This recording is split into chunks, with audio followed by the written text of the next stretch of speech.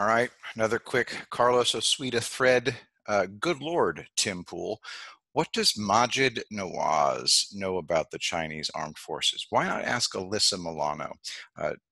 Side note, just to summarize the Tim Pool video, he quotes Majid Nawaz as saying that the Chinese Communist Party is preparing for war with the United States.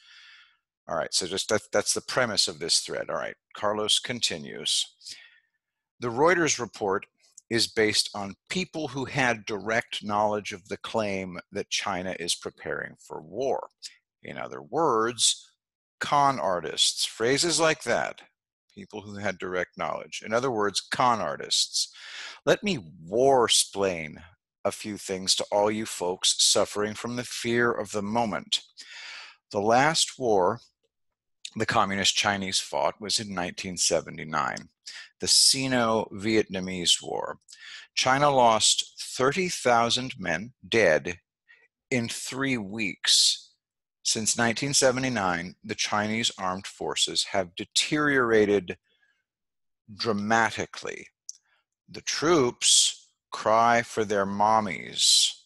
2 soft recruits hindering China's army, SeattleTimes.com. They served 2 years.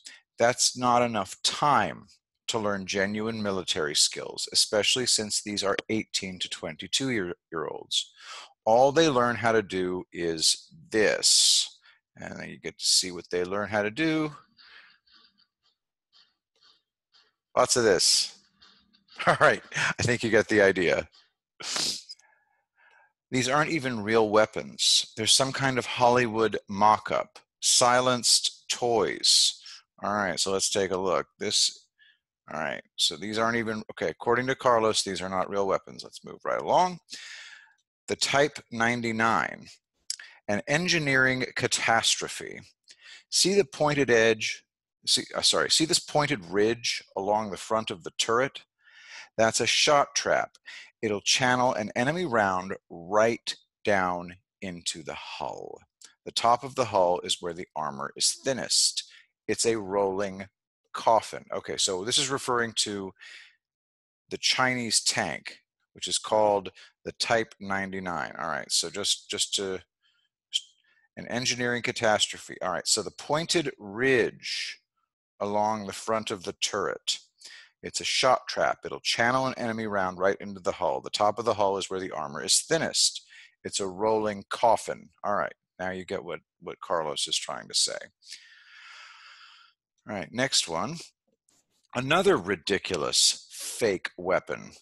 It's 3 concepts rolled into a Frankenstein disaster. An armored personnel carrier, mine-resistant ambush-protected vehicle, that's MRAP, short is it? MRAP, it's referred to, mine-resistant ambush-protected vehicle, and anti-aircraft weapon in one, with rolled sheet tin cannons in an enormous turret. All right, let's look at this ridiculous fake weapon before we get it actually explained to us.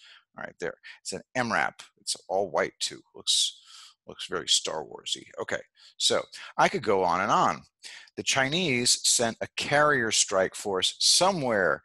This bad, man. It's a fake aircraft carrier. The jets can't carry weapons. It's an obsolete Russian carrier. You see the curved ski jump end of the runway? All right, ready for the ski jump end of the runway? You got to keep looking at it. All right, curved ski jump end of this Chinese aircraft carrier. All right, the carrier doesn't have catapults. Look at the distance the Shenyang J-15 jets have to go before they get airborne or into the drink. All right, doesn't have catapults. All right, there's your distance. Ta-da. All right, that's how far they have to go. All right. So I think the implication is this is not nearly far enough to be able to actually get off of the aircraft carrier, which makes this not something that can effectively launch aircraft. And the Shenyang J-15 is a copy of a Russian land-based jet. So the pilots have to put on the afterburners to keep from dying. That means no weapons, not even air-to-air defense missiles. Come on, baby, please, God. All right, the idea being that it's very almost impossible to launch these planes from that carrier. C, no weapons. All right, let's take a look. All right. So he's got a picture here of this aircraft on a Chinese aircraft carrier, and he says, C, no weapons. All right. I'm going to skip this video. We're going to move on. The fake Reuters report mentioned Tiananmen Square in 1989. Now, just to make sure we're clear here, the fake Reuters report is the one that Tim Pool was referring to, that Maajid Nawaz was referring to, that claimed that the Chinese were preparing for war with the United States. I've actually, just on a side note, I've actually heard people say that the United States might lose a war with China. So it's very, very important not to be worried about that. All right, going back to Carlos. The fake Reuters report mentioned Tiananmen Square in 1989. The Chinese Politburo had to send troops from outside the region. They showed these men faked videos of armed terrorists killing Chinese troops, okay? So the people that they sent from outside the region had been shown propaganda that these protesters in Tiananmen Square were actually big murderers and stuff, okay? The outsiders entered the city and used anti-aircraft cannons on unarmed civilians. Over 5,000 civilians were killed, but not protesters. These were shopkeepers and Beijing residents trying to protect the protesters. Despite going up against unarmed civilians, the Chinese military still suffered casualties at Tiananmen Square. Soldiers were dragged from their vehicles and beaten to death, begging for their lives after mowing down thousands of civilians. The Beijing garrison then began an attack on the outsiders, so it all stopped. Today, their military is much worse. The article was long scrubbed from the internet by China's Western lackeys, but the former PLA, People's Liberation Army of China, chief of staff said that the armed forces are too corrupt to fight a war. He described the officer corps as a mafia. The People's Liberation Army owns several businesses and chiefly trades in antiquities. Officers have to be bribed to carry out their orders. Rival officers order the contract killings of each other. What about Chinese nukes? The American Aegis system and the Missile Defense Agency can intercept all incoming Chinese nukes. We hit a falling satellite that was going 15,500 miles per hour. In order to do this, we modified existing technology. After the hit, the Chinese screeched, so our pathetic George W. Bush, in an effort to promote transparency, ordered that the modifications be dismantled, and we promised China that we wouldn't work out how to target their crappy missiles. Do you think Trump kept that promise?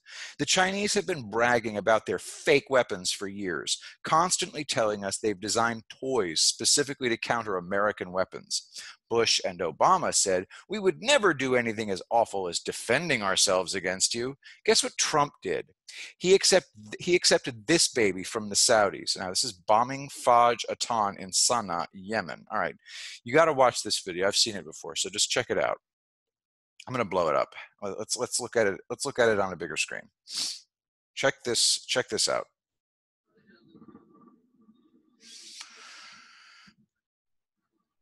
All right.